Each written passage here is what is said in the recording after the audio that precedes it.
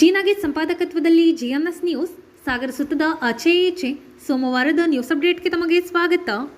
ಮುಖ್ಯಾಂಶಗಳು: ವಿವಿಧ ಬೇಡಿಕೆ ಈಡೇರಿಸಲು ಒತ್ತಾಯಿಸಿ ಅರಣ್ಯ ಮೂಲ ಬುಡಕಟ್ಟು ಒಕ್ಕೂಟದಿಂದ ಪ್ರತಿಭಟನೆ, ಆಪ್ಸ್ಕೋಸ್ನಿಂದ ಹೃದಯ ಮತ್ತು ಕಣ್ಣಿನ ತಪಾಸಣಾ ಶಿಬಿರ, ಕೈಗೋಡು ವಿದ್ಯಾಭಿವೃದ್ಧಿ ಸಂಘದಿಂದ ಪ್ರತಿಭಾ ಪುರಸ್ಕಾರ, ಸಣ್ಣ ಮನೆ ಅಂಗನವಾಡಿ ಕೇಂದ್ರ ಕುಸಿಯುವ ಭೀತಿ, ರಿಪೇರಿಗೆ ರಮೇಶ್ ಕೆಳದಿ ಒತ್ತಾಯ.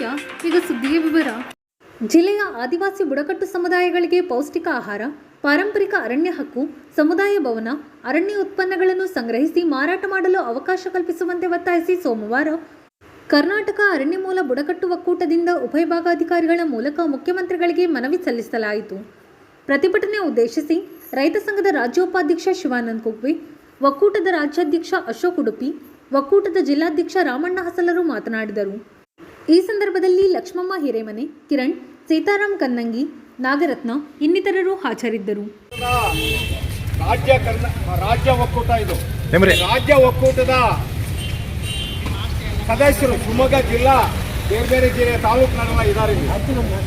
ಇವರೆಲ್ಲರ ಸಮಸ್ಯೆ ಏನಪ್ಪ ಅಂತಂದ್ರೆ, ಸರ್ಕಾರ ಈ ಹಿಂದೆ ನಮ್ಮ ಬುಡಕಟ್ಟು ಜನರ ಹೋರಾಟದಿಂದಲೇ ಪೌಷ್ಟಿಕ ಆಹಾರಗಳನ್ನ ಕೊಡ್ತಾ ಬಂದಿದ್ರು.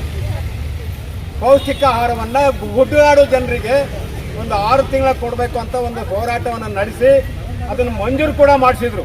ಕೊನೆಗೆ ಅದು ಒಂದು ವರ್ಷ ಕೂಡ ಕೊಡಬೇಕು ಅಂತ ಕೂಡ ಸರ್ಕಾರ, ಸಿದ್ದರಾಮಯ್ಯ ಸರ್ಕಾರ ಹಿಂದೆ ಅದನ್ನು ಆರ್ಡರ್ ಮಾಡಿ ಜಾರಿ ಕೂಡ ಮಾಡಿತ್ತು, ಕೊಡ್ತಾನೂ ಇತ್ತು. ಆದರೆ ಇಲ್ಲಿ ಈ ಟೆಂಡರ್ಗಾರರು ಗುತ್ತಿಗೆ ಹಿಡಿದಿರ್ತಾರಲ್ಲ, ಆಹಾರವನ್ನು ಇಡೀ ರಾಜ್ಯಕ್ಕೆ ಸರಬರಾಜು ಮಾಡ್ತಕ್ಕಂಥ ಟೆಂಡರ್ ಹಿಡಿದಿದ್ದಾರೆ. ಆದರೆ ಅವರು ಸರಿಯಾಗಿ ಸರಬರಾಜು ಮಾಡ್ದೇನೆ ನಮ್ಮ ಹಳ್ಳಿಯ ಜನ ಎಲ್ಲೆಲ್ಲಿ ಇದ್ದಾರೆ ಅಲ್ಲೆಲ್ಲ ಸರಬರಾಜು ಮಾಡಬೇಕಾಗಿತ್ತು. ಮಾಡ್ದೇನೆ ಅವರ ಕೊರತೆಗಾಗಿ, ಅವರ ತಪ್ಪಿಗಾಗಿ ಸರ್ಕಾರ ಅವ್ರ ಮೇಲೆ ಶಿಸ್ತಿನ ಕ್ರಮ ತಗೊಳ್ತು. ಆಮೇಲೆ ಮತ್ತೆ ಹೊಸ ಟೆಂಡರ್ನ ಕೂಡ ಕರೆದಿದೆ. ಆದರೆ ಹೊಸ ಟೆಂಡರ್ದಾರರು ಇನ್ನೂ ಯಾರೂ ತಗೊಂಡಿಲ್ಲ. ಹೊಸ ಟೆಂಡರ್ ಪ್ರತಿಕ್ರಿಯೆ ಕೂಡ ನಡೀತಾ ಇದೆ. ಆದರೆ ಅದು ವಿಳಂಬ ಆಗ್ತಾ ಇದೆ. ಯಾವ ಕಾರಣಕ್ಕೆ ವಿಳಂಬ ಆಗ್ತಿದೆ ಗೊತ್ತಾಗಲ್ಲ. ನಮ್ಮ ಜನ ಮಳೆಗಾಲದಲ್ಲಂತೂ ನ್ಯಾಯಬೆಲೆ ಅಂಗಡಿ ಹೋಗೋಕ್ಕಾಗಲ್ಲ, ಸಾಗರ ಪೇಟೆಗೆ ಬರೋಕ್ಕಾಗಲ್ಲ, ಯಾರಿಗೂ ಒಂದು ವಾಹನ ಇಲ್ಲ ಸ್ವಂತ, ಎಲ್ಲ ಗುಡ್ಡಗಾಡಲ್ಲಿ, ಹಳ್ಳಿ ಕಾಡು ಅಂಚೆಯಲ್ಲಿ ಇರೋಂಥ ಜನ. ಇವರೆಲ್ಲರ ಪರಿಸ್ಥಿತಿ ಹೇಗಿದೆ ಅಂದರೆ ಭಾಳ ಅಧೋಗತಿಯಲ್ಲಿದೆ. ಇನ್ನೂ ಮೂಲಭೂತ ಸೌಕರ್ಯ ಇಲ್ಲ ಇವ್ರ ಕಾಲೋನಿಗಳಿಗೆಲ್ಲ. ಅಂಥ ಸ್ಥಿತಿಯಲ್ಲಿ ಭಾಳ ವರ್ಷದಿಂದ ಹೋರಾಟ ಮಾಡ್ತಾಯಿದ್ದಾರೆ. ಪಾರಂಪರಿಕ ಅರಣ್ಯ ಹಕ್ಕುಗಳಿಗಾಗಿ ಹೋರಾಟ ಮಾಡ್ತಾನೆ ಬಂದಿದ್ದಾರೆ. ನಾವು ಅರಣ್ಯ ಬದಿಗಿದ್ದೀವಿ, ಅರಣ್ಯ ಉತ್ಪನ್ನಗಳನ್ನ ಸಂಗ್ರಹ ಮಾಡೋಕ್ಕೆ ನಮಗೆ ಹಕ್ಕು ಕೊಡಬೇಕು. ಅದಕ್ಕೆ ಒಂದು ಕಮಿಟಿ ಕೂಡ ಮಾಡಿದ್ರು ಸರ್ಕಾರ. ಆದರೆ ಕಮಿಟಿಗಳಲ್ಲಿ ಈ ಹಕ್ಕನ್ನು ಕೊಡ್ತಕ್ಕಂಥ ಅರ್ಜಿಯನ್ನು ತಗೊಳ್ಳಿಲ್ಲ. ಯಾರು ಮಾತಾಡಬೇಡಿ. ಅರಣ್ಯ ಹಕ್ಕು ಏನಿದೆ, ಇಡೀ ಅರಣ್ಯ ಉತ್ಪನ್ನಗಳನ್ನ ಕೊಡ್ತಕ್ಕಂಥ ಒಂದು ಸಾಮೂಹಿಕ ಹಕ್ಕದು, ಸಾಮುದಾಯಿಕ, ಒಂದೊಂದು ಸಮುದಾಯಕ್ಕೆ ಕೊಡಬೇಕು ಅಂತ ಇದೆ. ಈಗ ಯಾವುದೋ ಒಂದು ಕಾರ್ಗಲ್ ಅಂದರೆ ಕಾರ್ಗಲ್ಲಿರೋ ಸುತ್ತಮುತ್ತ ಇರೋ ಜನ ಅಲ್ಲಿ ಫಾರೆಸ್ಟಲ್ಲಿ ಉತ್ಪನ್ನ ಆಗ್ತಕ್ಕಂಥ ಪ್ರಾಡಕ್ಟ್ಸ್ಗಳನ್ನ ಕೊಡಬೇಕು. ಇವರಿಗೆ ಸಂಗ್ರಹ ಮಾಡೋದಕ್ಕೆ ಹಕ್ಕು ಕೊಡಬೇಕು. ಅದು ಕಾನೂನೇ ಇದೆ, ಕೇಂದ್ರ ಸರ್ಕಾರದ ಕಾನೂನೇ ಇದೆ. ಆದರೆ ಅದನ್ನು ಸಮರ್ಥವಾಗಿ ಜಾರಿ ಮಾಡಲಿಲ್ಲ. ಅರಣ್ಯ ಹಕ್ಕು ಕಮಿಟಿಗಳು ನಾಮಕಾವಸ್ತಾ ಇದ್ವಿ. ಅಲ್ಲಿ ನಮ್ಮ ಗಿರಿಜನರಿಗೆ 50% ಅಂದರೆ 15 ಜನ ಇದ್ದರೆ 10 ಜನ ಇವ್ರನ್ನ ಮಾಡಬೇಕಾಗಿತ್ತು ಡೈರೆಕ್ಟ್ರನ್ನ. ಆದರೆ ಮಾಡಲಿಲ್ಲ ಭಾಳಷ್ಟು ಕಮಿಟಿಗಳು. ಆಮೇಲೆ ಅರ್ಜಿಗಳನ್ನ ಸರಿಯಾಗಿ ಫಾರ್ಮ್ಯಾಟಿವ್ನ ಕೊಟ್ಟು ಅದನ್ನು ತೊಗೊಳ್ಳಿಲ್ಲ. ಆಮೇಲೆ ಸಾಗುವಳಿ ಮಾಡಿದವರು, ಅಲ್ಪ ಸ್ವಲ್ಪ ಸಾಗುವಳಿ ಮಾಡಿದವರು, ಎಲ್ಲೋ ಹಿತ್ತಲು ಮತ್ತು ಮಾಡ್ಕೊಂಡವರು, ಇಂಥವ್ರಿಗೆಲ್ಲ ಹಕ್ಕನ್ನು ಕೊಡಲೇ ಇಲ್ಲ. ಇವತ್ತಿಗೂ 100 ವರ್ಷದಿಂದ ಇವರು ಅತಂತ್ರ ಸ್ಥಿತಿಯಲ್ಲೇ ಇದ್ದಾರೆ. ಅಂಥ ಒಂದು ಕಾಯ್ದೆ, ಅರಣ್ಯ ಹಕ್ಕು ಕಾಯ್ದೆ ಬಂದರೂ ಕೂಡ ಇನ್ನೂ ಅತಂತ್ರ ಸ್ಥಿತಿಯಲ್ಲಿದ್ದಾರೆ. ಆದ್ದರಿಂದ ಅವ್ರಿಗೆ ಕೂಡಲೇ ಪುನರ್ ಪರಿಶೀಲನೆ ಮಾಡಬೇಕು, ಪುನರ್ ಅರ್ಜಿ ತೊಗೊಳಕ್ಕೆ ಕೂಡ ಅವಕಾಶ ಕೊಡಬೇಕು, ಮತ್ತೆ ಅವಕ್ಕೆ ಚಾಲನೆ ಕೊಡಬೇಕು ಆ ಕಮಿಟಿಗಳಿಗೆ ಅನ್ನೋದು ಭಾಳ ಮುಖ್ಯವಾದ ಬೇಡಿಕೆ. ಸೌದನೆ ಮುದ್ದೆ ಹಾಕಂಥ ಪರಿಸ್ಥಿತಿ ನಮ್ಮ ಇಡೀ ರಾಜ್ಯದ ಬುಡಕಟ್ಟು ಜನ ಮಾಡಬೇಕಾಗುತ್ತೆ ಅಂತೇಳಿ ಈ ಸಂದರ್ಭದಲ್ಲಿ ನಾನು ಕರೆ ಕೊಡ್ತಾ ಇದ್ದೀನಿ. ಇವತ್ತು ನಾವು ಹೋರಾಟ ಮಾಡುವ ಉದ್ದೇಶಗಳು ಏನಂತ ಹೇಳಿದರೆ, ನಮಗೆ ಪೌಷ್ಟಿಕ ಆಹಾರ ಮೊದಲು 6 ತಿಂಗಳಿತ್ತು, ಈಗ ವರ್ಷದಡಿ ಕೊಡಬೇಕು ಅಂತ. ಅದು ಮೊದಲು ಏನು ಮಾಡ್ತೀವಿ ಅಂದರೆ ಜಿಲ್ಲಾ ಮಟ್ಟದಲ್ಲಿ ಟೆಂಡರ್ ಕರೀತಾ ಇದ್ದರು. ಅದನ್ನು ತಪ್ಪಿಸಿ ರಾಜ್ಯ ಮಟ್ಟದಲ್ಲಿ ಟೆಂಡರ್ ಹಾಕಿದ್ರಿಂದ ನಮ್ಮ 9 ಜಿಲ್ಲೆ ಕರ್ನಾಟಕ ರಾಜ್ಯ ಬುಡಕಟ್ಟು ಏನು ಟೆಂಡರ್ ಕರೆದು ಪೌಷ್ಟಿಕಾರ ಕೊಡ್ತಾಯಿದ್ರು ಅವರಿಗೆಲ್ಲ ಕುಸಿತ ಆಗಿದೆ, ಗೊತ್ತಾ ಇಲ್ಲ. ಆದ್ದರಿಂದ ನಾವು ಮಳೆಗಾಲದಲ್ಲಿ ಕೊಡಬೇಕಾದ ಪೌಷ್ಟಿಕಾಹಾರವನ್ನು ನಿಲ್ಲಿಸಿರೋದ್ರಿಂದ ನಮಗೆ ತುಂಬ ತೊಂದರೆ ಆಗಿದೆ. ಏನಂದರೆ ಹೊಟ್ಟೆ ಮೇಲೆ ಹೊಡೆದಂಗಾಗಿದೆ, ಭಾಳ ಕಷ್ಟ ಆಗಿದೆ. ಕೂಲಿಗೆ ಹೋಗೋಂಥ ಮಹಿಳೆಯರು, ಅಜ್ಜಂತರು ಅವರಿಗೆಲ್ಲ ತುಂಬ ಕಷ್ಟ ಆಗಿದೆ. ಅವರಿಗೆ ಪೌಷ್ಟಿಕಾಹಾರದಿಂದ ಎಷ್ಟೋ ಉತ್ತಮ ಆಗ್ತಿತ್ತು, ಸರ್ಕಾರ ಕೊಡ್ತಾ ಇದೆ ನಮ್ಮ ಹೋರಾಟ ಮುಖಾಂತರವಾಗಿ. ಅದನ್ನು ಕೂಡಲೇ ಕೊಡಬೇಕು. ಮತ್ತು ಲ್ಯಾಂಬ್ ಸೊಸೈಟಿ ನಾವು ಕಿರು ಅರಣ್ಯ ಉತ್ಪಾದನೆಗಳು, ನಮ್ಗೆ ಔಷಧಿ ಕಿರು ಅರಣ್ಯ ಉತ್ಪಾದನೆಗಳನ್ನು ಮಾಡುವಂಥದ್ದಿತ್ತು. ಅದು ಸಹ ನಮಗೆ ಫಾರೆಸ್ಟ್ ಇಲಾಖೆಯಿಂದ ನಮಗೆ ಸಿಗ್ತಾ ಇಲ್ಲ. ಫಾರೆಸ್ಟ್ ಇಲಾಖೆಯಲ್ಲಿ ನಾವು ಹೋಗಿ ಬೇಡಿಕೆ ಇಟ್ಟರೆ ಅವರು ಮಾಡೋಣ, ಅವರು ಎಲ್ಲೆಲ್ಲಿ ಎಷ್ಟು ಜನ ಇದ್ದೀರಿ, ಎಷ್ಟು ಜನ ಪಟ್ಟಿ ಕೊಡಿ, ವಿಳಂಬ ಮಾಡ್ತಾ ಇದ್ದಾರೆ. ನಮಗೆ ಈಗ ಲ್ಯಾಂಬ್ ಸೊಸೈಟಿ ಮಾಡಿ ನಾವು ರಿಜಿಸ್ಟ್ರೇಷನ್ ಮಾಡ್ಕೊಂಡು ನಾವು ಭಾಳ ಸಮಯ ಆಗ್ತದೆ. ಅದಕ್ಕೆ ಸರಿಯಾದ ರೀತಿಯಲ್ಲಿ ಅವರು ಸ್ಪಂದಿಸ್ತಾ ಇಲ್ಲ. ನಮ್ಮನ್ನು ಯಾರೂ ಗುಲಾಮ್ಗಿರಿ ಹಾಗೆ ನೋಡ್ತಾ ಇದ್ದಾರೆ. ಕತ್ತು ಮಾರಾಟ ಮಾಡೋವರಿಗೆ ಅವರು ಹೆಲ್ಪ್ ಮಾಡ್ತಾ ಇದ್ದಾರೆ. ಆ ರೀತಿಯಾಗಿ ನಮ್ಮ ಆದಿವಾಸಿಗಳಿಗೆ ಅದು ನಮ್ಮ ಪರಂಪರೆಯ ಜೀವನಕ್ಕೆ ಅನುಕೂಲ ಆಗಿರ್ತಕ್ಕಂಥದ್ದು. ಔಷಧಿ ಇನ್ನು ನಮಗೆ ಮೊದಲನೇದಾಗಿ ಅವ್ರು ಏನು ಹೇಳ್ತಾರೆ ಅಂದರೆ, ನಿಮಗೆ ಸಮುದಾಯಕ್ಕೆ ಹಕ್ಕಾಗಿಲ್ಲ, ಆದ್ದರಿಂದ ನಿಮಗೆ ಕೊಡಕ್ಕೆ ಬರೋದಿಲ್ಲ ಅಂತ ಹೇಳೋ ಮಾತನ್ನು ಅವ್ರು ಹೇಳ್ತಾರೆ. ಸಮುದಾಯದ ಹಕ್ಕಿಗೆ ಅರಣ್ಯ ಹಕ್ಕು ಸಮಿತಿನೇ ರಚನೆ ಆಗದೆ ನಾವು ಏನು ಮಾಡಬೇಕು? ನಮಗೆ ಅಲ್ಲಿ ಬುಡಕಟ್ಟು ಜನರಿಗೆ ಅರಣ್ಯ ಹಕ್ಕು ಸಮಿತಿ ಇದ್ದರೆ ನಮ್ಗೆ ಅಲ್ಲಿ ಮಂಜೂರು ಮಾಡೋದು 2 ಗುಂಟೆ 3 ಗುಂಟೆ, ಅದರಲ್ಲಿ ಜೀವನ ಹೆಂಗೆ ಮಾಡಬೇಕು? ಅದರಲ್ಲೂ ಜಗಳ ತುಂಬಿ ಇರ್ತದೆ. ಆದರೂ ಕೂಡ ಅವರು ನಮಗೆ ಸರಿಯಾದ ರೀತಿಯಲ್ಲಿ ಬಂದು ತಾಲೂಕು ಮಟ್ಟದಲ್ಲಿ ಸಭಾಭವನ ಆಗಬೇಕು. ಸಭಾಭವನನೇ ಇಲ್ಲ. ನಾವು ಎಲ್ಲೋ ಕುತ್ಕೊಂಡು ಎಲ್ಲೋ ಹೋಗಿ ವರ್ಷಗಳಿಗೆ ಅನೇಕ ಥರದ ಸೌಲಭ್ಯಗಳು ಸರ್ಕಾರ ನಮಗೆ ಕೊಡಬೇಕು. ಇಲ್ಲ ಅಂದರೆ ಮುಂದಿನ ದಿನದಲ್ಲಿ ನಾವು ಅನಿರ್ದಿಷ್ಟಾವಧಿ ಮುಷ್ಕರಕ್ಕೆ ಇಲ್ಲೆಲ್ಲ ಬೋರ್ಡ್ ಮೇಲೂ ಬರ್ಕೊಂಡಿದ್ದೀವಿ. ಅನಿರ್ದಿಷ್ಟಾವಧಿಗೆ ಆಸ್ಪೃತ ಕೊಡಬೇಡಿ ಅಂತಲೇ ಬೋರ್ಡಲ್ಲಿ ಹಾಕೊಂಡಿದ್ದೀವಿ. ಅದು ಆಸ್ಪೃತ ಕೊಡಬಾರ್ದು. ಇಲ್ಲ ಅಂದರೆ ಇದೇ ಜಾಗದಲ್ಲಿ ನಾವು ತಿಂಗಳ 2 ತಿಂಗಳಾದರೂ ನಾವು ಇದ್ದು ಹೋಗೋದಿಲ್ಲ. ಮಳೆಗಾಲ ಚಳಿಗಾಲ ನೋಡೋದಿಲ್ಲ, ನಾವು ಧರಣಿ ಮಾಡೇ ಮಾಡ್ತೀವಿ ಅನ್ನೋದನ್ನು ಈ ಸನ್ನಿವೇಶದಲ್ಲಿ ಹೇಳ್ತೀವಿ. ನಾವು ಇವತ್ತು ಉಚಿತ ಪೌಷ್ಟಿಕಾಹಾರದ ಬಗ್ಗೆ ಇದೊಂದು 15-20 ಒಂದು ಮನವಿ ಕೊಟ್ಟಿವಿ. ಏನೂ ಉಪಯೋಗ ಆಗಲ್ಲ. ಅದು ಇಷ್ಟೊಂದು ಥರದ ಮನವಿ ಕೊಟ್ಟಿರುತ್ತೆ. ಇವಾಗ ನೋಡಿ ಮತ್ತೆ 2ನೇ ಮನವಿ ಕೊಡೋಂಥ ಪರಿಸ್ಥಿತಿ ಇರೋದಿಲ್ಲ. ಇಲ್ಲಾಂದರೆ ನಾವು ಸರ್ಕಾರ ನಮ್ಮ ಯಶಸ್ಸು ಅಂದರೆ ನಮಗೆ ಇನ್ನೂ ಕೂಡ ಕೇವಲಾಗಿ ನೋಡೋಣ ಅಂತ ಅಂದ್ಕೊಂಡಿದ್ದೀವಿ. ಆದರೆ ನಮಗೆ ಪೌಷ್ಟಿಕಾಹಾರ ಆಗ್ತಿಲ್ಲ. ಪೌಷ್ಟಿಕಾಹಾರ ಅಂದರೆ ನಮಗೆ ಮಳೆಗಾಲದಲ್ಲಿ ಕೆಲಸ ಇರೋಲ್ಲ, ಪೌಷ್ಟಿಕಾಹಾರ ಕೊರತೆ ಇರುತ್ತೆ. ಆದ್ದರಿಂದ ಇದನ್ನು ನಾವು ಕೊಡಬೇಕು ಸರ್ಕಾರ ಒಂದು ಆದೇಶ ನಾವು ಕೊಟ್ಟಿದ್ದೀವಿ. ಆದರೆ ಏನಾಗಿದೆ ಅಂದರೆ ಒಂದು ಸ್ವಲ್ಪ ನಮ್ಮ ಮಾನ್ಯ ಮುಖ್ಯಮಂತ್ರಿಗಳು ಸಿದ್ದರಾಮಯ್ಯವರು ಒಂದು ಕೊಡಬೇಕಂತ ನಾವು ಆದೇಶ ಹೇಳಿದರೆ ಒಂದು ನಮ್ಮ ಹೋರಾಟದಿಂದಲೇ ಇದು ಬಂದಿರುವಂಥದ್ದು. ಮತ್ತು ಪೌಷ್ಟಿಕಾಹಾರ ನಾವು ಪಡೆದುಕೊಳ್ಳುವುದಕ್ಕೆ ನಮ್ಮ ಅಧಿಕಾರ ಎಷ್ಟೇ ಮಟ್ಟಿಗಿದೆ ಅಂತ ಹೇಳಿದರೆ, ಒಂದು ನಾವು ಪಶ್ಚಿಮ ಘಟ್ಟ ವ್ಯಾಪ್ತಿಯ ನಾವೆಲ್ಲರುಗಳು ಕೂಡ ಆಯಾಯ ಜಿಲ್ಲೆಯ ಮೂಲ ನಿವಾಸಿಗಳು. ಇವತ್ತು ನಮ್ಮ ಮೂಲ ನಿವಾಸಿಗಳ ಜನಸಂಖ್ಯೆ ಜನಗಣತಿಯಿಂದ ಜನಗಣತಿಗೆ ಕಡಿಮೆ ಆಗ್ತಾ ಇದೆ. ಅಂದರೆ ಕಾಲಕ್ರಮೇಣ ನಾವು ಮೂಲ ನಿವಾಸಿಗಳು ಎಕ್ಸ್ಟಿಂಕ್ಟ್ ಆಗ್ತಾ ಇದ್ದೇವೆ, ಈ ಸಮಾಜದಿಂದಲೇ ದೂರ ಹೋಗ್ತಾ ಇದ್ದೇವೆ. ಸೊ ಇದರ ಸಂದರ್ಭದಲ್ಲಿ ನಮ್ಮನ್ನು ಉಳಿಸಬೇಕು ಅಂತೇಳಿ ಹೇಳುವ ಕಾರಣಕ್ಕೆ ನಾವೆಲ್ಲರೂ ಕೂಡ ಎಲ್ಲ ಜಿಲ್ಲೆಗಳಲ್ಲಿ ಹೋರಾಟ ಮಾಡಿ ಸರ್ಕಾರ ಇವತ್ತು ಗುಣಮಟ್ಟದ ಪೌಷ್ಟಿಕ ಆಹಾರವನ್ನು ಕೊಡ್ತಾ ಇರುವಂಥದ್ದು. ಸೊ ಅದನ್ನು ಮೊದಲಿಗೆ 6 ತಿಂಗಳು ಅಂತೇಳಿ ಮಾಡಿದರು. ಮೊದಲು PVTG ಸಮುದಾಯಗಳು, ಆದಿಮ ಪಂಗಡಗಳು ಅಂತೇಳಿ ಹೇಳಿ ಜೇನುಕುರುಬರು ಮತ್ತು ಹೊರಗ ಸಮುದಾಯಕ್ಕೆ ಅದನ್ನು ಪಡ್ಕೊಳ್ಳಿಕ್ಕೆ ಸಾಧ್ಯ ಆಯಿತು. ಅದರ ನಂತರ ಈಗ ಪಶ್ಚಿಮ ಘಟ್ಟ ವ್ಯಾಪ್ತಿಯ ನಾವು 8 ಜಿಲ್ಲೆಗಳಿಂದ ಒಂದು 13 ಸಮುದಾಯದವರು ಇದನ್ನು ಪಡೆದುಕೊಳ್ತಾ ಇದ್ದೇವೆ. ಆಯಿತು. ಸೊ ಇಲ್ಲಿ ಬಹಳ ಮುಖ್ಯವಾದಂಥ ಅಂಶ, ನಾವು ಎಕ್ಸ್ಟಿಂಕ್ಟ್ ಆಗ್ತಾ ಇದ್ದೇವೆ, ಎಲ್ಲರ ಜನಸಂಖ್ಯೆ ಕಡಿಮೆ ಆಗ್ತಾ ಇದೆ, ನಮ್ಮನ್ನು ಉಳಿಸಿಕೊಳ್ಳಲಿಕ್ಕೆ ಸಾಧ್ಯ ಆಗ್ತಾ ಇಲ್ಲ ಎನ್ನುವ ಕಾರಣಕ್ಕೆ ಈ ಯೋಜನೆ ಬಂದಿರುವಂಥದ್ದು. ಇಂಥ ಸಂದರ್ಭದಲ್ಲಿ ಈ ವರ್ಷ ಮಳೆಗಾಲದಲ್ಲಿ ಬುಡಕಟ್ಟು ಸಮುದಾಯಗಳಿಗೆ ಯಾವುದೇ ರೀತಿಯ ಆಹಾರ ಸಿಗದೇ ಇರುವಂಥದ್ದು, ಮುಖ್ಯವಾಗಿ ಅವರಿಗೆ ಕಾಡಿನಲ್ಲಿ ಸಂಗ್ರಹ ಮಾಡುವಂಥ ಏನು ಗೆಡ್ಡೆಗೆಣಸುಗಳು, ಈ ರೀತಿಯ ಏನು ಕಾಡಿನ ಆಹಾರ ಪದ್ಧತಿ ಏನಿದೆ ಅದು ಯಾವುದನ್ನು ಕೂಡ ಅವರಿಗೆ ಸಂಗ್ರಹ ಮಾಡಲಿಕ್ಕೆ ಕಷ್ಟದ ಸಮಯ. ಸೊ ಅಂಥ ಸಂದರ್ಭದಲ್ಲಿ ಕೊಡಲೇಬೇಕಾದದ್ದು. ಆದರೆ ಏನಾಗಿದೆ ಹೇಳಿದರೆ, ಸರ್ಕಾರದ ಒಂದು ತಾಂತ್ರಿಕ ಸಮಸ್ಯೆಗಳು. ಈಗ ವರ್ಷ ಇಡೀ ಪೌಷ್ಟಿಕಾಹಾರ ಕೊಡಬೇಕು ಅಂತ ಹೇಳುವಾಗ ಈ ತಾಂತ್ರಿಕ ಸಮಸ್ಯೆಗಳು ಬರದ ಹಾಗೆ ನೋಡಿಕೊಳ್ಳುವಂಥದ್ದು ಸರ್ಕಾರ. ಪ್ರತಿಯೊಬ್ಬರು ಆರೋಗ್ಯದ ಬಗ್ಗೆ ಹೆಚ್ಚಿನ ಕಾಳಜಿ ವಹಿಸಬೇಕು. ಉತ್ತಮ ಆರೋಗ್ಯ ಮಾತ್ರ ನಮ್ಮ ಬದುಕನ್ನು ಆನಂದದಾಯಕವಾಗಿರಿಸುತ್ತದೆ ಎಂದು ಆಪ್ಸ್ಕೋಸ್ ಅಧ್ಯಕ್ಷ BA ಇಂದು ದರ್ಬೇಸೂರು ತಿಳಿಸಿದರು. ಸಾಗರದ ಅಡಿಕೆ ಪರಿಷ್ಕರಣೆ ಮತ್ತು ಮಾರಾಟ ಸಹಕಾರ ಸಂಘದಲ್ಲಿ ಸೋಮವಾರ ಷೇರುದಾರ ಸದಸ್ಯರಿಗೆ ಏರ್ಪಡಿಸಿದ್ದ ಉಚಿತ ಹೃದಯ ಮತ್ತು ಕಣ್ಣಿನ ತಪಾಸಣೆ ಶಿಬಿರ ಉದ್ಘಾಟಿಸಿ ಅವರು ಮಾತನಾಡುತ್ತಿದ್ದರು. ವಾಸನ್ ಕಣ್ಣಿನ ಆಸ್ಪತ್ರೆಯ ವೈದ್ಯೆ ಡಾಕ್ಟರ್ ಪಲ್ಲವಿ ಗೊಜನೂರು, ಹೃದಯ ತಜ್ಞ ಡಾಕ್ಟರ್ ಯೋಗರಾಜ್ ಮಾತನಾಡಿದರು. ಸಂಸ್ಥೆಯ ನಿರ್ದೇಶಕ ಸೂರ್ಯನಾರಾಯಣ್ ಗಂಡಿಕ, ಸುರೇಶ್, ಭಾರತಿ, ನಾಗರತ್ನ, ಡಾಕ್ಟರ್ ನಿತಿನ್, ಡಾಕ್ಟರ್ ರೋಹಿತ್ ಇನ್ನಿತರರು ಹಾಜರಿದ್ದರು. ಎನ್ ಲಂಬೋದರ್ ಕಾರ್ಯಕ್ರಮ ನಿರ್ವಹಿಸಿದರು. ಈ ಮಟ್ಟದಲ್ಲಿ ಸುಮಾರು 7 ರಿಂದ 8 ಕೋಟಿ ರೂಪಾಯಿಯನ್ನು ಹಾಕಿ ನಾವು ಬಿಲ್ಡಿಂಗ್ ಅನ್ನು ಕಟ್ಟೋದಕ್ಕೆ ನಾವು ರೆಡಿ ಮಾಡ್ತಾ ಇದ್ದೀವಿ. ಎಲ್ಲರೂ ನಿಮ್ಮ ಆಶೀರ್ವಾದ ಇದೇ ಥರ ಇರಲಿ ಅಂತ ಹೇಳಿ, ವಿಶೇಷವಾಗಿ ಈಗ ಕಣ್ಣು ಮತ್ತು ಹೃದಯ ತಪಾಸಣೆ ಅದಕ್ಕೆ ಡಾಕ್ಟರ್ಗಳು ಆಗಮಿಸಿದ್ದಾರೆ. ಅವರ ಏನು ಹೇಳ್ತಾರೆ ಅವರ ಸಲಹೆಯನ್ನು ತಾವು ತಗೊಂಡು ಆ ರೀತಿ ನಡ್ಕೊಳ್ಳಿ ಅಂತ ಹೇಳಿ ನನಗೆ ಮಾತನಾಡಲು ಅವಕಾಶ ಮಾಡಿಕೊಡಿ. ನಾನು ಮನಸ್ಸಿ ನಾನು ಮಾತು ಮುಗಿಸ್ತೀನಿ. ಜೈ ಹಿಂದ್, ಜೈ Karnataka. Doctor Pallavi Bhushan, consultant cataract surgeon, ವಾಸನೈಕೆ, ಶಿವಮೊಗ್ಗ. ಇವತ್ತು ನಾನು ರೆಗ್ಯುಲರ್ ಐ ಚೆಕಪ್ ಇದ್ರ ಬಗ್ಗೆ ಸ್ವಲ್ಪ ಮಾತಾಡ್ತೇನೆ.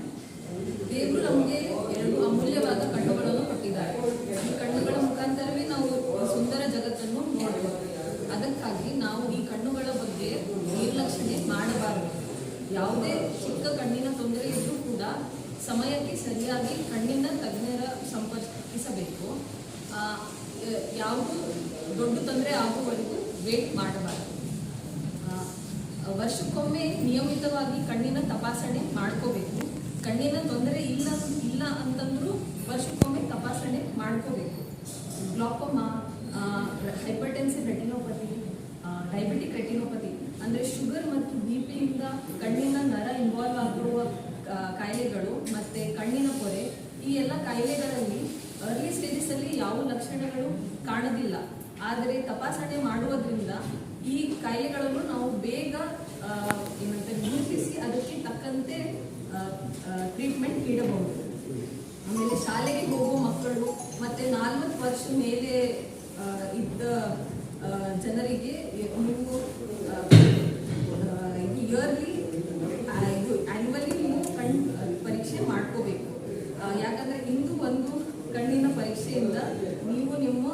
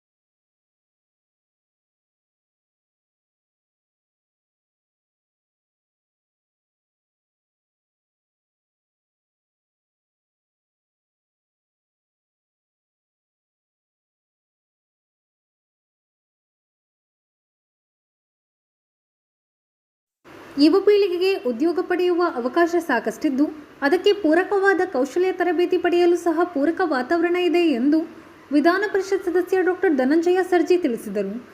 ಸಾಗರ ತಾಲೂಕಿನ ಹೆಗ್ಗೋಡು ವಿದ್ಯಾಭಿವೃದ್ಧಿ ಸಂಘದ ವತಿಯಿಂದ ಎಸ್ಎಸ್ಎಲ್ಸಿ ದ್ವಿತೀಯ ಪಿಯುಸಿ ಪದವಿ ಪರೀಕ್ಷೆಯಲ್ಲಿ ಅತಿ ಹೆಚ್ಚು ಅಂಕ ಗಳಿಸಿದ ವಿದ್ಯಾರ್ಥಿಗಳಿಗೆ ಆಯೋಜಿಸಿದ್ದ ಪ್ರತಿಭಾ ಪುರಸ್ಕಾರ ಉದ್ಘಾಟಿಸಿ ಅವರು ಮಾತನಾಡುತ್ತಿದ್ದರು. ಮುಖ್ಯ ಅತಿಥಿಗಳಾಗಿ ಪಾಲ್ಗೊಂಡಿದ್ದ ಬ್ರಾಹ್ಮಣ ಮಹಾಸಭಾದ ಜಿಲ್ಲಾಧ್ಯಕ್ಷ ನಟರಾಜ್ ಭಾಗವತ್ ಮಾತನಾಡಿದರು. ಇದೇ ಸಂದರ್ಭದಲ್ಲಿ ಸಂಸ್ಥೆಯಲ್ಲಿ ಸೇವೆ ಸಲ್ಲಿಸಿ ನಿವೃತ್ತಿ ಹೊಂದಿದ ಉಪನ್ಯಾಸಕರಾದ ಎಎಸ್ ಗಣಪತಿ, ರಾಜಪ್ಪ, ಧರ್ಮಪ್ಪ ಅವರನ್ನು ಸನ್ಮಾನಿಸಲಾಯಿತು. ಬಿಕಾಂನಲ್ಲಿ 6ನೇ ರ್ಯಾಂಕ್ ಪಡೆದ ಮೇಘನಾ ಅವರನ್ನು ಅಭಿನಂದಿಸಲಾಯಿತು. ಸಂಸ್ಥೆಯ ಅಧ್ಯಕ್ಷ ನಾಗರಾಜ್ ಸಬಾಹಿತ್ ಕಾರ್ಯಕ್ರಮದ ಅಧ್ಯಕ್ಷತೆ ವಹಿಸಿದ್ದರು. ವೇದಿಕೆಯಲ್ಲಿ ಎಂಎಸ್ ನಾಗರಾಜ್, ಸತ್ಯನಾರಾಯಣ್ ಬಾಗಿ, ಎಂಎಂ ತಿಮ್ಮಪ್ಪ, ವಸುಂಧರಾ, ನಾಗೇಂದ್ರ ಎಸ್ ಗುಮಾನಿ ಹಾಜರಿದ್ದರು. ವಿಠಲ್ ಪೈ ಸ್ವಾಗತಿಸಿ ಪ್ರಾಸ್ತಾವಿಕ ಮಾತನಾಡಿದರು. ರಾಜೇಶ್ ಮಾವಿನಸರ ವಂದಿಸಿದರು. ಮಂಗಳ ಕಾರ್ಯಕ್ರಮ ನಿರ್ವಹಿಸಿದರು. ಸಂಸ್ಕಾರದ ಶಿಕ್ಷಣ ಕೂಡ ಬಹಳ ಚೆನ್ನಾಗಿ ಬೇಕು. ಜೀವನದಲ್ಲಿ ಸಂಸ್ಕಾರ ಬಹಳ ಮುಖ್ಯ. ಯಾಕೆಂದ್ರೆ ಮಣ್ಣಿಗೆ ಸಂಸ್ಕಾರ ಸಿಕ್ಕರೆ ಮಡಕೆ ಆಗ್ತದೆ, ಕಲ್ಲಿಗೆ ಸಂಸ್ಕಾರ ಸಿಕ್ಕರೆ ಸಿಲೆ ಆಗ್ತದೆ, ನೀರಿಗೆ ಸಂಸ್ಕಾರ ಸಿಕ್ಕರೆ ಕುಡಿಯೋಕೆ ನೀರು, ಅದಕ್ಕೆ ಸಂಸ್ಕಾರ ಸಿಕ್ಕರೆ ತೀರ್ಥ ಆಗ್ತದೆ. ಅನ್ನ, ಊಟ ಮಾಡಕ್ ಅನ್ನಕ್ಕೆ ಸಂಸ್ಕಾರ ಸಿಕ್ಕರೆ ಏನಾಗುತ್ತೆ? ಪ್ರಸಾದ ಆಗ್ತದೆ. ಸಗಣಿಗೆ ಸಂಸ್ಕಾರ ಸಿಕ್ಕರೆ ವಿಭೂತಿ ಆಗ್ತದೆ. ಮನುಷ್ಯನಿಗೆ ಸಂಸ್ಕಾರ ಸಿಕ್ಕರೆ ಮಹಾದೇವ ಆಗ್ತದೆ ಅಂತೇಳಿ. ಮನುಷ್ಯನಿಗೆ ಸಂಸ್ಕಾರ ಸಿಕ್ಕರೆ ಮಹಾದೇವ. ಆ ನಿಟ್ಟಿಗೆ ಒಳ್ಳೆಯ ಸಂಸ್ಕೃತಿ ಮತ್ತೆ ಸಂಸ್ಕಾರ, ಒಂದು ಒಳ್ಳೆಯ ಫೇಮಸ್ ವಾಕ್ಯವನ್ನು ನಾನು ಹೇಳಲಿಕ್ಕೆ ಇಷ್ಟಪಡ್ತೇನೆ. ಒಂದು ನಾಡ ಸರ್ವನಾಶವನ್ನು ಬಯಸುವೆಯಾ ಅಂತ. ಒಂದು ನಾಡು ಅಂದರೆ ಒಂದು ಊರನ್ನ ಹಾಳು ಮಾಡಬೇಕು ಅಂದರೆ, ಅಥವಾ ಒಂದು ದೇಶವನ್ನು ಹಾಳು ಮಾಡಬೇಕು ಅಂದರೆ, ಒಂದು ನಾಡ ಸರ್ವನಾಶವನ್ನು ಬಯಸುವೆ ಅಂತ. ಸರ್ವನಾಶ ಮಾಡೋದಕ್ಕೆ ಶಸ್ತ್ರಾಸ್ತ್ರ ಬೇಡ, ಸಂಘರ್ಷ ಬೇಡ, ನರಮೇಧ ಬೇಡ. ಶಸ್ತ್ರಾಸ್ತ್ರ ಬೇಡ, ಸಂಘರ್ಷ ಬೇಡ, ಯುದ್ಧ ಬೇಡ, ಯಾರನ್ನೂ ಸಾಯಿಸೋದು ಬೇಡ. ಕೆಡಿಸಿ ಬಿಡು ಆ ನಾಡ ಸಂಸ್ಕೃತಿಯ. ಏನ್ ಮಾಡಬೇಕು? ಆ ನಾಡಿನ ಸಂಸ್ಕೃತಿನ ಕೆಡಿಸ್ಬಿಟ್ರೆ ತನಗೆ ತಾನೇ ನಾಶವಾಗುವುದು ನೋಡ ಅಂತೇಳಿ. ಆ ನಾಡು ತನಗೆ ತಾನೇ ನಾಶವಾಗುತ್ತಂತೆ. ಹಾಗಾಗಿ ಸಂಸ್ಕೃತಿ ಮತ್ತು ಸಂಸ್ಕಾರ ಜೀವನದಲ್ಲಿ ಬಹಳ ಮುಖ್ಯವಾದ ಪಾತ್ರವನ್ನ ವಹಿಸ್ತದೆ. ಇಲ್ಲಿ ಪ್ರಗತಿಪರ ಶಿಕ್ಷಣ ಜೊತೆಗೆ ಪರಿಸರ ಶಿಕ್ಷಣವೂ ಕೂಡ ಇದೆ ಅಂತೇಳಿ. ಯಾಕೆಂದ್ರೆ ಇಂಥ ಅದ್ಭುತವಾದ ಪರಿಸರದ ವಾತಾವರಣದಲ್ಲಿ ಮಕ್ಕಳು ಓದ್ತಿರೋದು ಪ್ರಗತಿಪರ ಶಿಕ್ಷಣ. ಹೀಗೇನೆ ಒಂದು ನೋಡಿದೆ, ನನಗೆ ಇಲ್ಲಿ ಕಾಲೇಜಲ್ಲಿ ಬಂದಂಥವರು ಸಾಮಾನ್ಯ ಇವತ್ತು ಮಾತಾಡಬೇಕಾದ್ರೆ ಅದನ್ನೇ ಪಾಯಿಂಟ್ ಮಾಡ್ಕೊಂಡು ಬಂದಿದ್ದೆ. ಈ ಎಂಪ್ಲಾಯ್ಮೆಂಟ್ ಆ್ಯಂಡ್ ಎಂಪ್ಲಾಯಬಿಲಿಟಿ ಬಗ್ಗೆ ಮಾತಾಡಬೇಕು. ಬಟ್ ನೋಡಿದಾಗ ನಾನು ನನಗೆ ಹೇಳ್ತಾ ಇದ್ದೆ, ನೋಡ್ರಿ ಎಲ್ಲರೂ CA ಆಗಿದ್ದಾರೆ, ಎಲ್ಲ CA ಎಲಿಜಿಬಿಲಿಟಿಗೆ ತಗೊಂಡು ಬರ್ತಾ ಇದ್ದಾರೆ. ಅಂದರೆ ಸರಿಯಾದ ಶಿಕ್ಷಣ ಇಲ್ಲಿ ಸಿಕ್ಕಿದಕ್ಕೋಸ್ಕರ ಈ ರೀತಿಯ ಉನ್ನತ ಇದಕ್ಕೆ ಹುದ್ದೆಗೆ ಇಲ್ಲಿನ ಶಾಲೆಯ ಮಕ್ಕಳು ಹೋಗ್ತಾ ಇದ್ದಾರೆ. ನಾವು ಶಿಕ್ಷಣ ಅಂತ ಏನಂದ್ರೆ ಉದ್ಯೋಗಕ್ಕೋಸ್ಕರ ಅಂತ. ಈ ದೇಶದಲ್ಲಿ ಉದ್ಯೋಗಕ್ಕೋಸ್ಕರ ಶಿಕ್ಷಣ ಅಲ್ಲೇ ಇಲ್ಲ.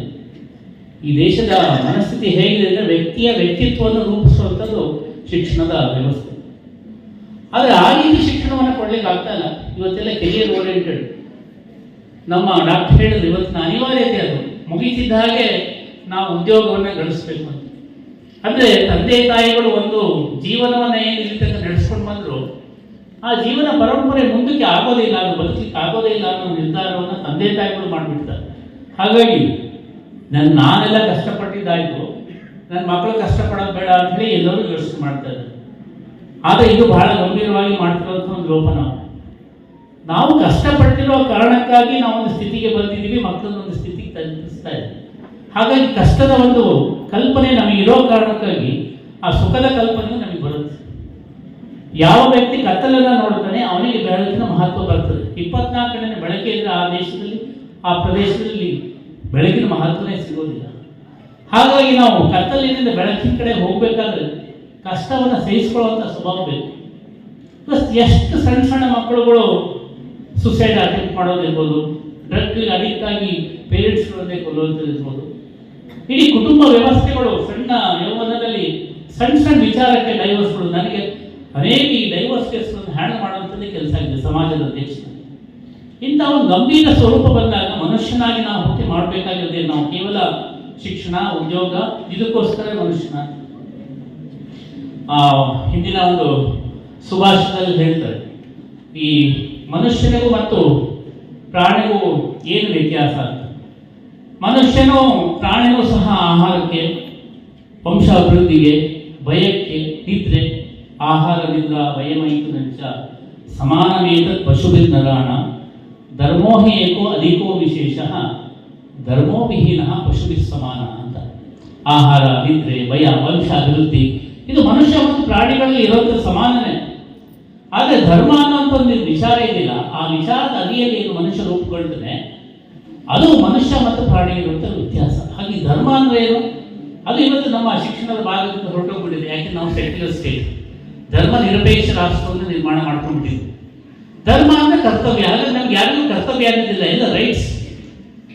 ನಮಗೆ ಮಕ್ಕಳಿಗೆ ನನ್ನ ರೈಟ್ಸ್, ನನ್ನ ಅಧಿಕಾರ, ಅದು ಹೆಂಗೆ ನೀವು ಮುಖ್ಯ. ನಾನು ಏನು ಬೇಕಾದ್ರೂ ಮಾಡ್ಬೋದು, ಏನು ಬೇಕಾದ್ರೂ ಬರೀಬೋದು. ಇವತ್ತು ಸೋಷಿಯಲ್ ಮೀಡಿಯಾ ಯಾವ ಸಾಗರ ತಾಲೂಕಿನ ತಾಳಗುಪ್ಪ ಹೋಬಳಿಯ ಹಿರನೆಲ್ಲೂರು ಗ್ರಾಮ ಪಂಚಾಯಿತಿ ವ್ಯಾಪ್ತಿಯ ಸಣ್ಣಮನೆ ಗ್ರಾಮದ ಅಂಗನವಾಡಿ ಕಟ್ಟಡ ಪೂರ್ಣ ಶಿಥಿಲಗೊಂಡಿದ್ದು ಕಿಟಕಿ ಬಾಗಿಲು ಇಲ್ಲ. ಜೊತೆಗೆ ಹಾವು ಚೇಳು ಅಂಗನವಾಡಿಯೊಳಗೆ ಓಡಾಡುತ್ತಿದೆ. ಸ್ಥಳೀಯರ ದೂರಿನ ಹಿನ್ನೆಲೆಯಲ್ಲಿ ಶುಕ್ರವಾರ ರೈತ ಸಂಘದ ಜಿಲ್ಲಾ ಕಾರ್ಯಾಧ್ಯಕ್ಷ ರಮೇಶ್ ಶಿ ಕೆಳದಿ, ಹೋಬಳಿ ಸಂಚಾಲಕ ಸಂತೋಷ್ ಭೇಟಿ ನೀಡಿ ಪರಿಶೀಲನೆ ನಡೆಸಿದರು. ಈ ಸಂದರ್ಭದಲ್ಲಿ ರಮೇಶ್ ಶಿ ಕೆಳದಿ ಮಾತನಾಡಿದರು. ನಮಸ್ಕಾರ ಸ್ನೇಹಿತರೆ, ನಾವು ಸಾಗರ ತಾಲೂಕು ತಾಳಗುಪ್ಪ ಹೋಬಳಿಯ ಸಣ್ಣಮನೆ ಗ್ರಾಮದ ಅಂಗನವಾಡಿ ಕೇಂದ್ರದ ಬಳಿ ಇದ್ದೀವಿ. ಇದೇನು ಅಂಗನವಾಡಿ ಕೇಂದ್ರದ ಕಟ್ಟಡ ಅತ್ಯಂತ ಶಿಥಿಲ ವ್ಯವಸ್ಥೆಯಿಂದ ಕೂಡಿದೆ.